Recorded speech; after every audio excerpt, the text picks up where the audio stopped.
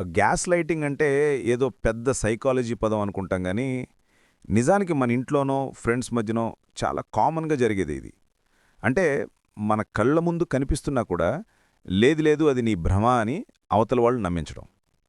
ఒకసారి ఆలోచిస్తే మనం ఏదైనా గట్టిగా అడుగుతాం. "నువ్వు ఆ రోజు అలా అన్నావు గదా" అని. అప్పుడు వాళ్ళు చాలా కూల్‌గా, "నేనెప్పుడన్నాను? నీకీ మధ్య మతిమరుపు ఎక్కువైంది" అనంటే ఒక్క క్షణం మనకే డౌటొస్తుంది. నిజంగానే నేను తప్పుగా విన్నానా అని. అది ఒకసారి జరిగితే పర్లేదు.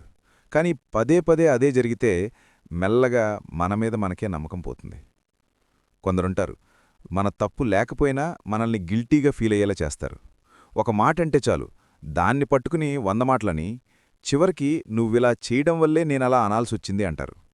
అంటే ఇక్కడ వాళ్ల ప్రవర్తనకి కూడా మనమే బాధ్యులం అన్నమాట. ఇదొక రకమైన సైలెంట్ కంట్రోల్.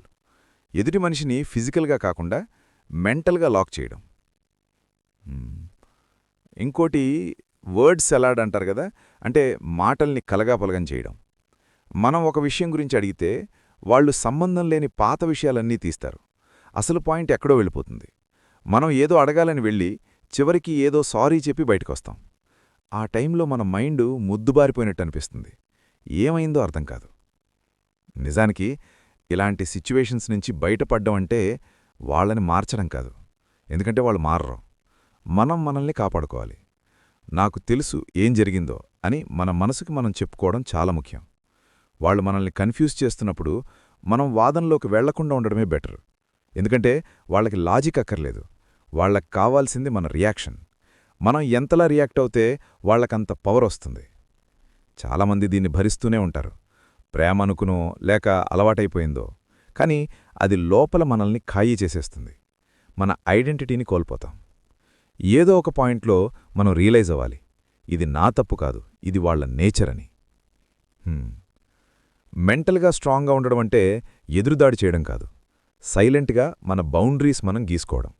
ఓకే, తను నన్ను మళ్లీ మ్యానిపులేట్ చేయడానికి ట్రై చేస్తోంది అని మనం గుర్తుపడితే చాలు, సగం యుద్ధం గెలిచినట్టే. వాళ్లనే మాటల్ని పర్సనల్గా తీసుకోకూడదు. ఎందుకంటే ఆ మాటలు మన గురించి కాదు, వాళ్ల కంట్రోలింగ్ మైండ్ సెట్ గురించి. మనం ఏదైనా రాసుకోవడం అంటే ఒక జర్నల్లాగా, ఆ రోజు ఏం జరిగింది, ఎవరు ఏమన్నారు అనేది రాసుకుంటే రేపు వాళ్ళు మాట మార్చినప్పుడు మన దగ్గర ఒక క్లారిటీ ఉంటుంది. మన మెమరీ మీద మనకి నమ్మకం ఉంటుంది. అది చాలా అవసరం. అదే, ఇవన్నీ వినడానికి సింపుల్గానే ఉంటాయి, కానీ అనుభవించే వాళ్ళకి తెలుస్తుంది అది ఎంత నరకం. మనల్ని మనం నమ్ముకోవడం, అది అన్నిటికంటే పెద్ద ఆయుధం.